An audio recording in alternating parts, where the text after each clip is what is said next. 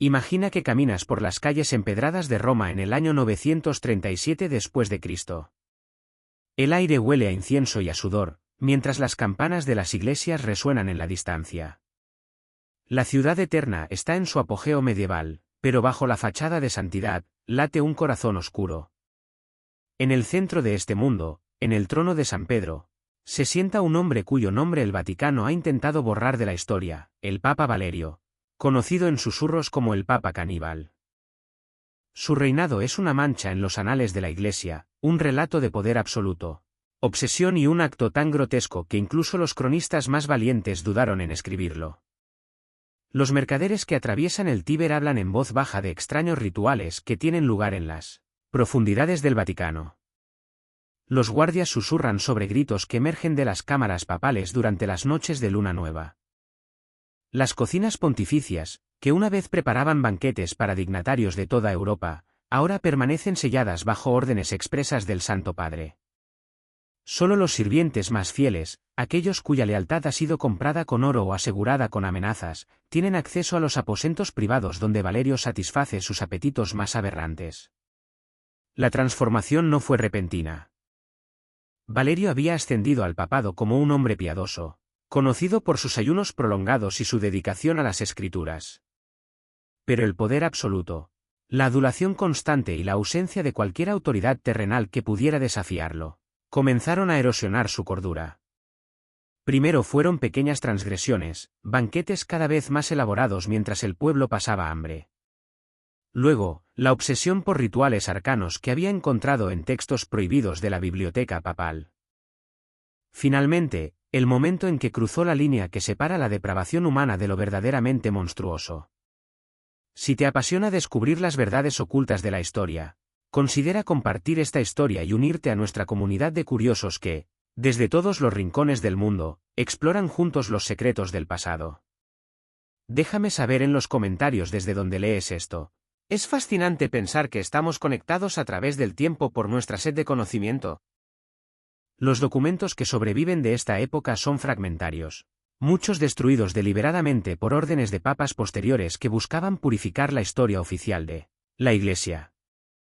Solo en los archivos más secretos del Vaticano, en pergaminos amarillentos que pocos ojos han visto, se preservan los testimonios de aquellos testigos que se atrevieron a documentar los horrores del reinado de Valerio.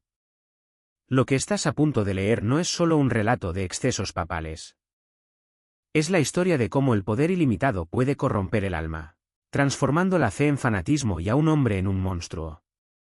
Valerio no comenzó como un villano, pero su descenso a la oscuridad dejó un legado de horror que aún resuena en los muros del Vaticano.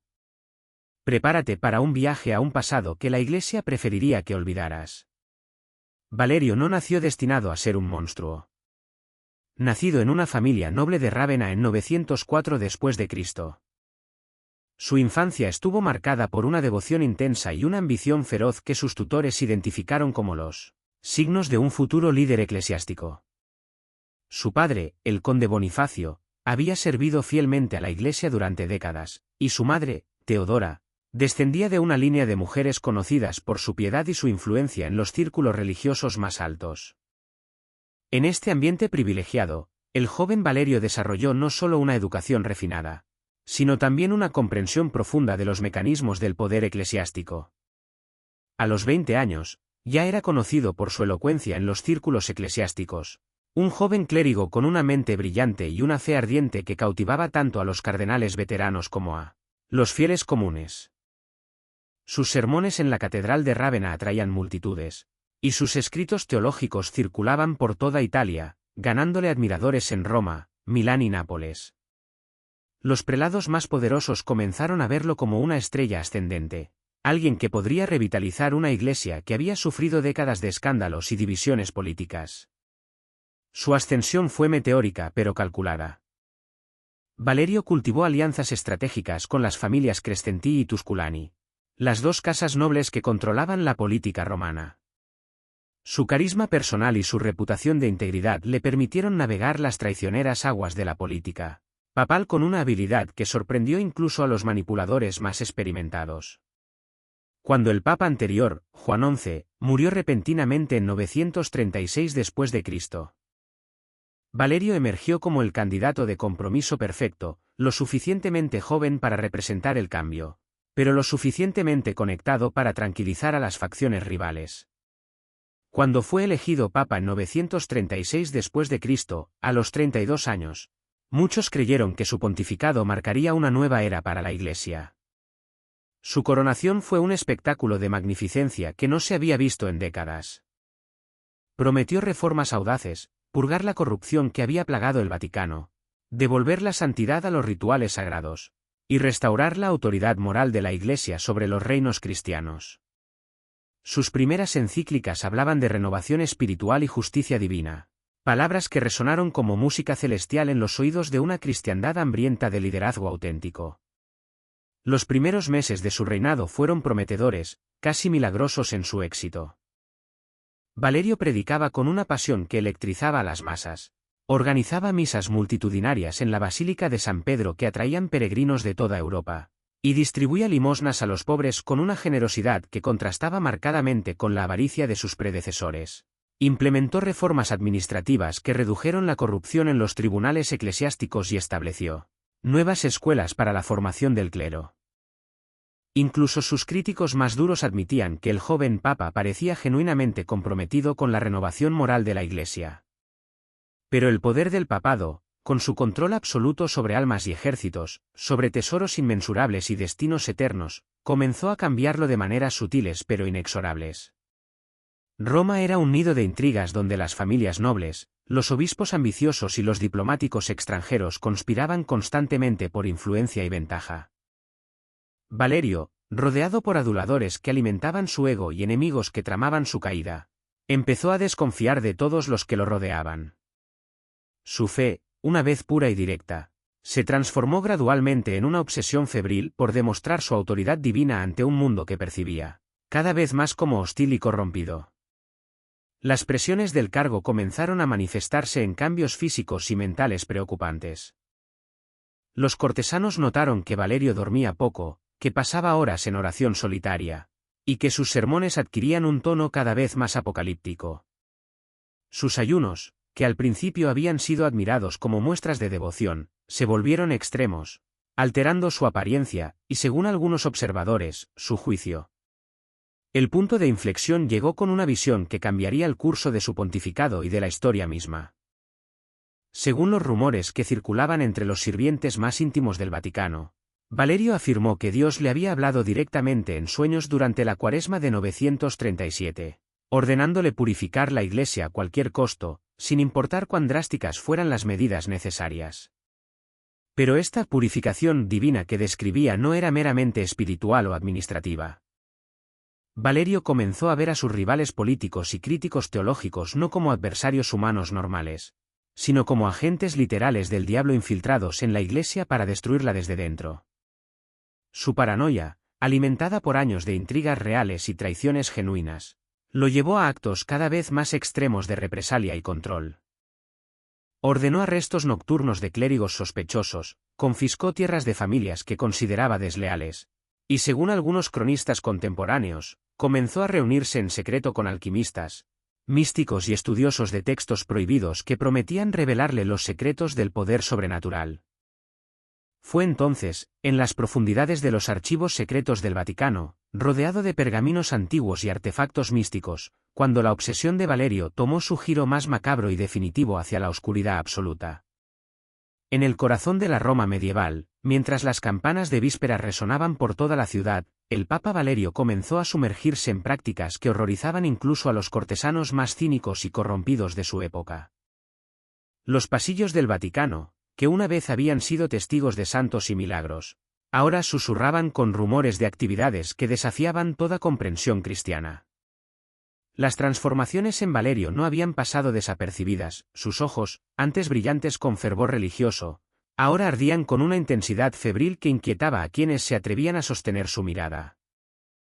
La fuente de su nueva obsesión se encontraba en las profundidades de los archivos papales, donde siglos de conocimiento prohibido habían sido cuidadosamente preservados y ocultados.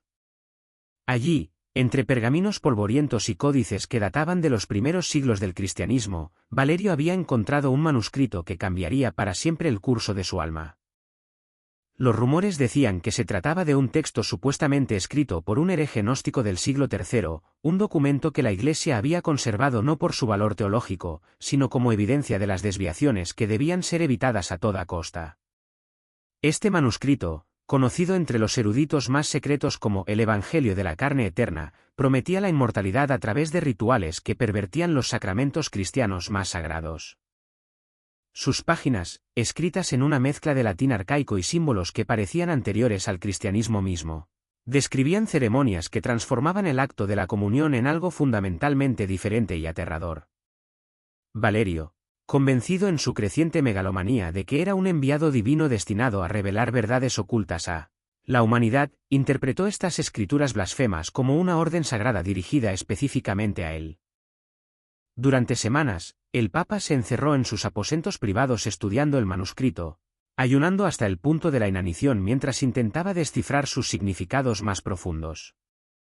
Los sirvientes que se atrevían a acercarse a sus puertas hablaban de murmullos constantes en lenguas extrañas, de luces que parpadeaban a horas imposibles, y de un olor extraño que emanaba de sus habitaciones, una mezcla de incienso sagrado y algo más siniestro que ninguno podía identificar. Pero lo que más conmocionó a la corte papal, lo que hizo que incluso los cardenales más ambiciosos comenzaran a planear en secreto, fue la súbita fijación de Valerio con un joven monje llamado Elías. Este novicio, que había llegado al Vaticano desde un monasterio en las colinas de Umbría, representaba todo lo que Valerio había comenzado a valorar de manera obsesiva: pureza incorrupta, juventud inmaculada, y una inocencia que brillaba como una llama en la oscuridad creciente que envolvía al Papa. Elías, de apenas 18 años, era conocido en toda la Basílica de San Pedro por su piedad extraordinaria y su voz celestial que elevaba los coros vespertinos a alturas que movían incluso a los corazones más endurecidos. Su rostro, enmarcado por cabello dorado que parecía capturar la luz divina, y sus ojos azules que reflejaban una fe sincera y sin mancha, lo habían convertido en el favorito no solo de sus hermanos monjes, sino de los peregrinos que venían de toda Europa para escuchar su canto durante las ceremonias sagradas. Valerio, sin embargo, vio en él algo más profundo y perturbador, un símbolo viviente de pureza que debía ser preservado para la eternidad según los dictados del manuscrito maldito.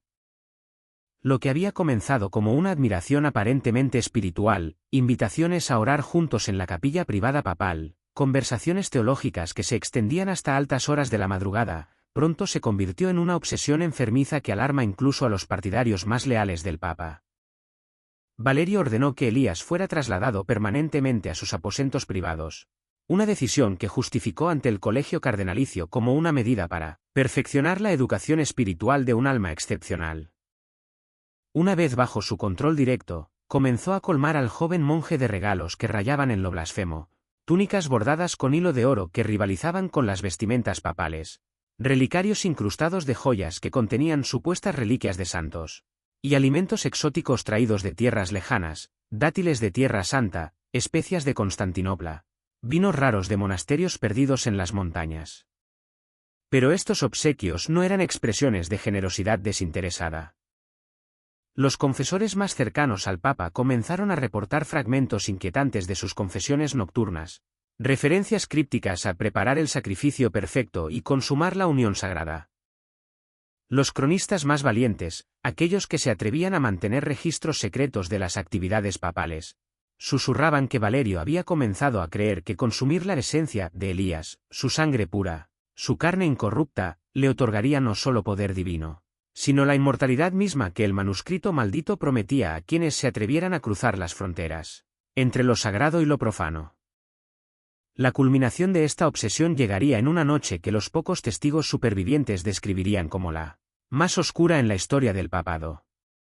En un acto que heló la sangre de quienes tuvieron la desgracia de presenciarlo, Valerio organizó un banquete secreto en los sótanos más profundos del Vaticano, cámaras que habían sido excavadas en los tiempos de los primeros cristianos y que ahora servirían para un propósito que habría horrorizado a aquellos mártires antiguos.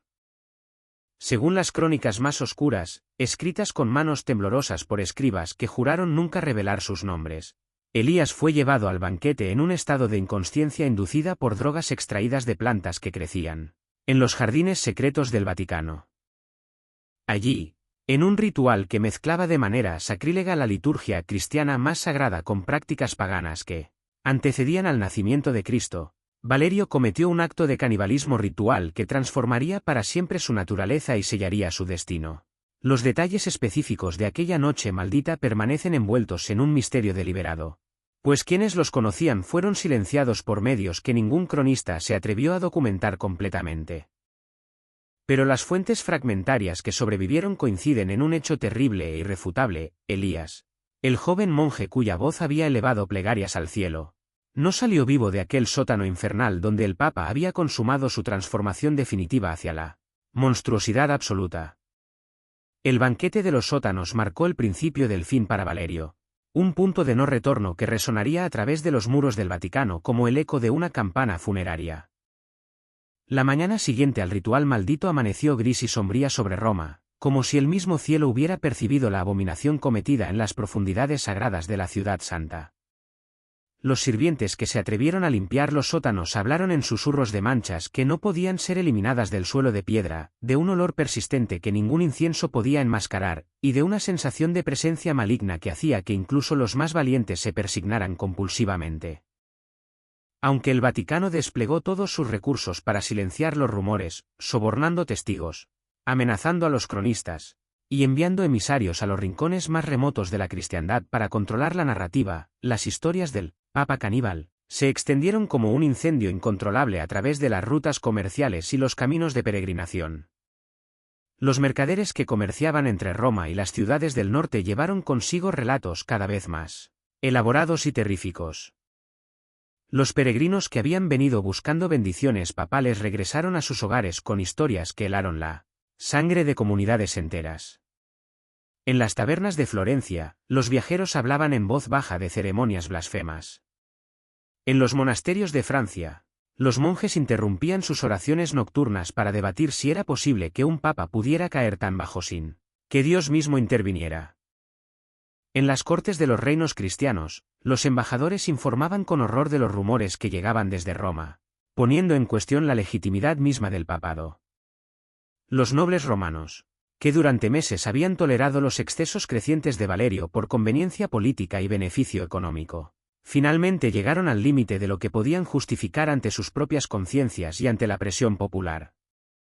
Las familias más poderosas de la ciudad, los Crescenzi, los Tusculani, e incluso algunos miembros de la antigua nobleza que habían apoyado inicialmente su elección, comenzaron a reunirse en secreto en villas fuera de los muros de Roma, donde podían planear sin temor a la vigilancia papal.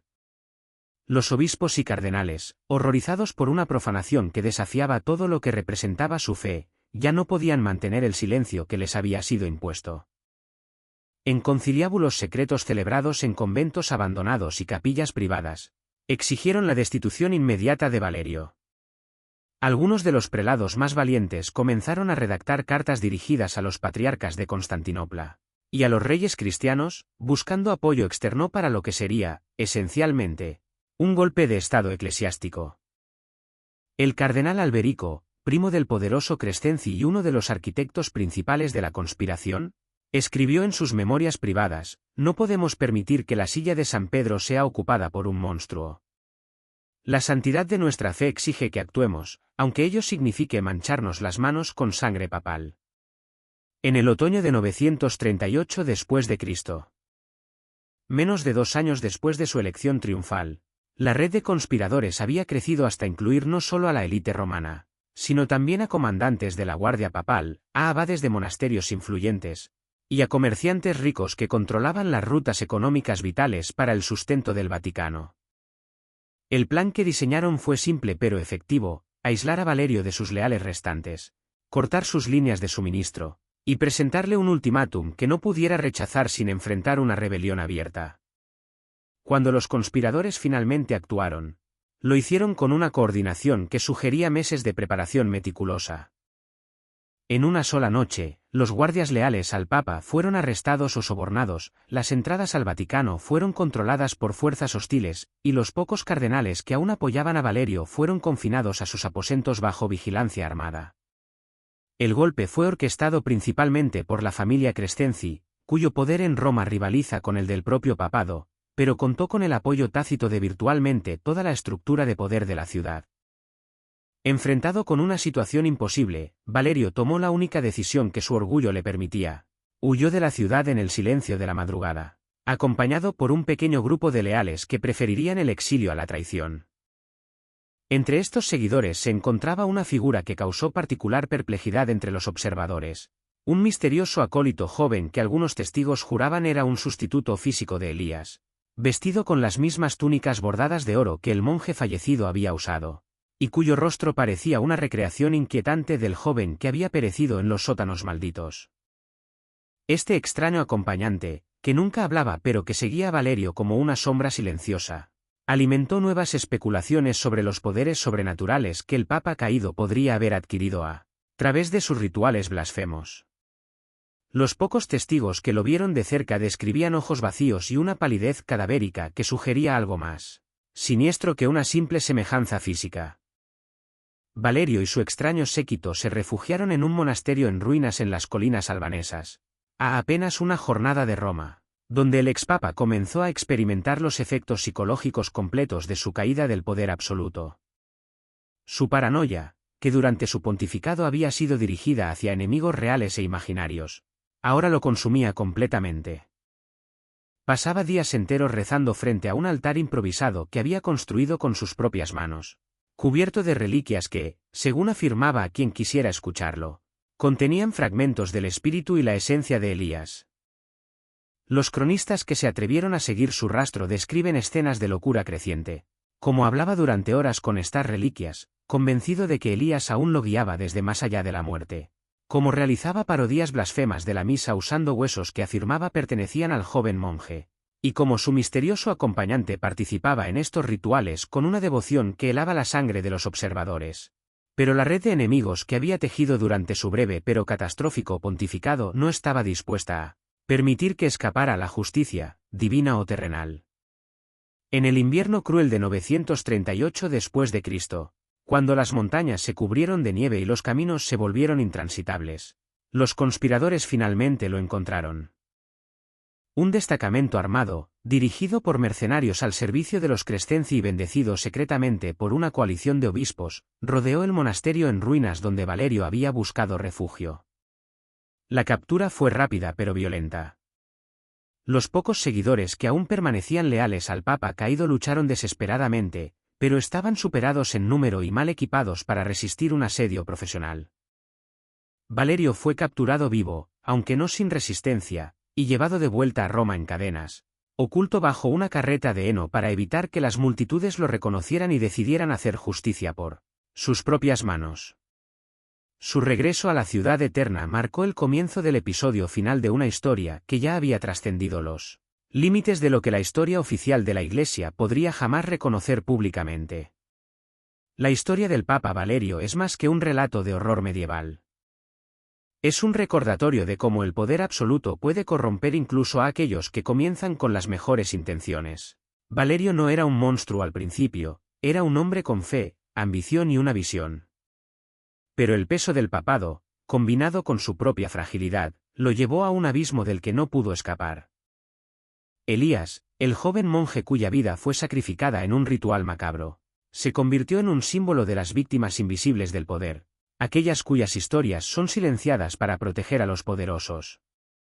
El Vaticano ha hecho todo lo posible por enterrar esta historia, pero los susurros persisten.